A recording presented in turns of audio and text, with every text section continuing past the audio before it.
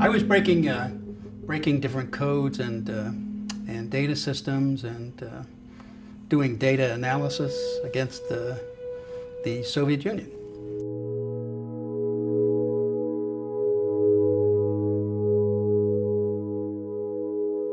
After 9/11, they took one of the programs I had done, or the back end part of it, and started to use it to spy on everybody in this country. And that was a program they created called Stellar Wind.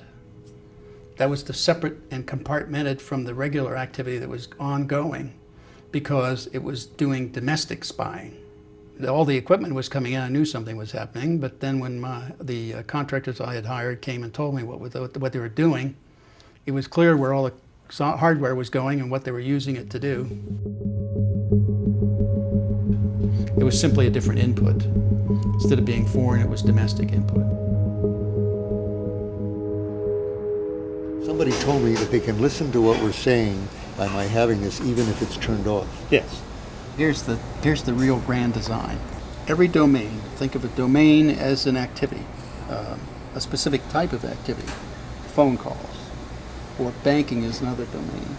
So if you think of graphing each domain, and then each graph then turning it in the third dimension, the trick now is to map through all the domains in that third dimension, pulling together all the attributes that any individual has in every domain, so that now I can pull your entire life together from all those domains and map it out and show your entire life over time.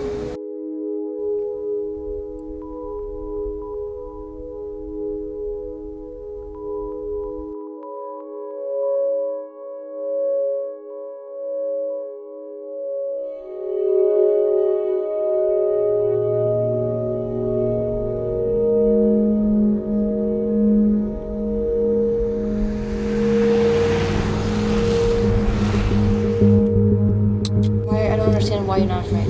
Why should I be? Because if what you're saying it was possible, it would be revolutionary and people would have a vested interest in preventing that from happening. I'm too old to be afraid. I'm too old.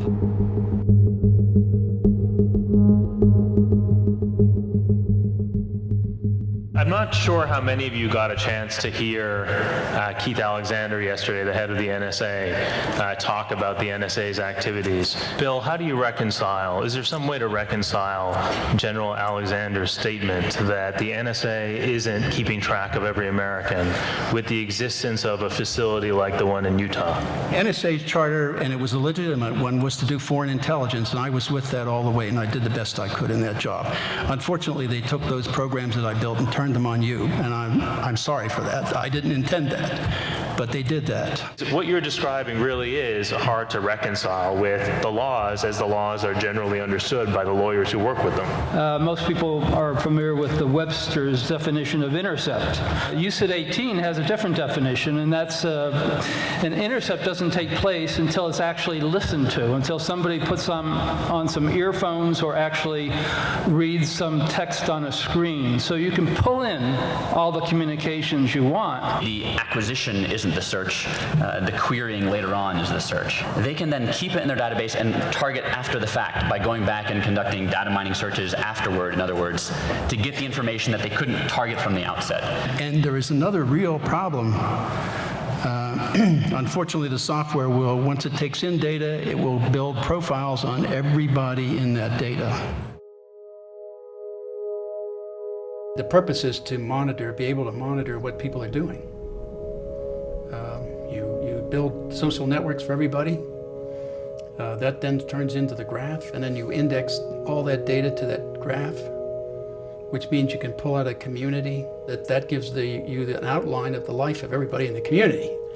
And if you carry it over time from 2001 up, you have that 10 years worth of their life that you could lay out in a timeline. That involves anybody in the country.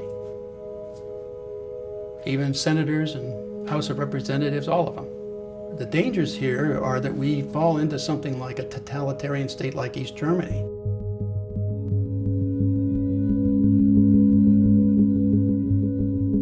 Well, they came in guns drawn, in my house. They didn't do that to the others, but they did to me. I guess, I don't know. They thought I was probably the most dangerous of all, so I don't know. I don't know what was in their minds, okay? So, but they did that, and they came in and pointed the gun at me when I was getting out of the shower at the time, so they pointed a gun right at my old head, said, hey.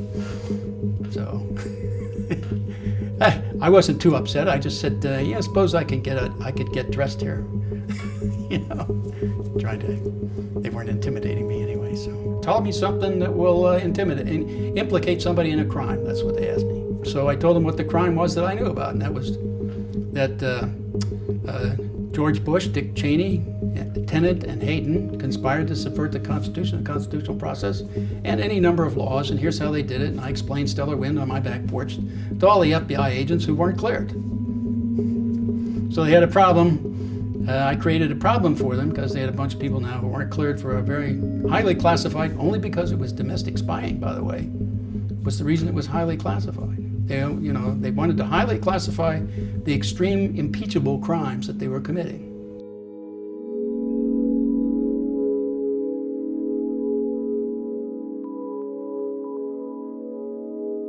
It needs to be out in the open. We need to, as a democracy, we need to say, do we want our government doing this or not? And do we want our government to have this data or not? And if so, if we want them to have it, then what kind of controls? And they have to be a little bit more visible. It can't all be done in secret. You can't have secret interpretations of laws and run them in secret and not tell anybody. Or you can't make up kill lists and not tell anybody what the criteria is for being in a kill list.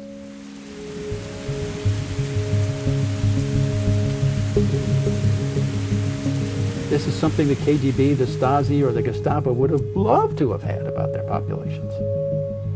So, and just because we call ourselves a democracy, right, doesn't mean we will stay that way. That's the real danger. And we, the people, may have absolutely nothing to say about it. We haven't had anything to say so far.